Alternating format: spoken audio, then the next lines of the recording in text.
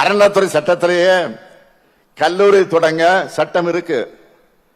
இது கூட தெரியாம நீங்க எப்படித்தான் முதலமைச்சராக இருந்தீர்களோ எனக்கு புரியல.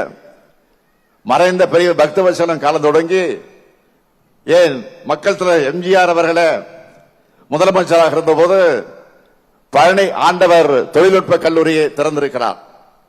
அந்த கல்லூரிக்கு கூடுதல் கட்டடத்தை போன முறை நீங்கள் திறந்து வச்சீங்க. அப்ப ஏதாவது மயக்கத்தில் போய் திறந்து வச்சுட்டு வந்தீங்களா? இப்ப நாங்க கல்லூரி தொடங்க தப்பா? பாஜக தலைவர்களே இந்த மாதிரி கல்லூரி தொடங்க கூடாதுன்னு பேசுறது இல்ல. ஆனா பழனிசாமி மட்டும் பேசுறாரு. இத பார்த்தா ஒண்ணுதான் எனக்கு நினைவுக்கு வருது. ஒரு திரைப்படத்தில் வடிவேலு படத்துல தான் ஒரு காமெடி ஒண்ணு வரும்.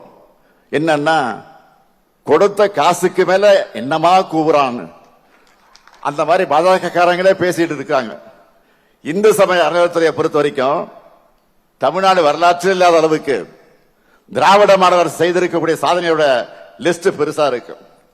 நான் பழனிசாமியை நேரடியாக கேட்கிறேன், ஏன் படிப்புனா உங்களுக்கு அவ்வளவு கசக்குது?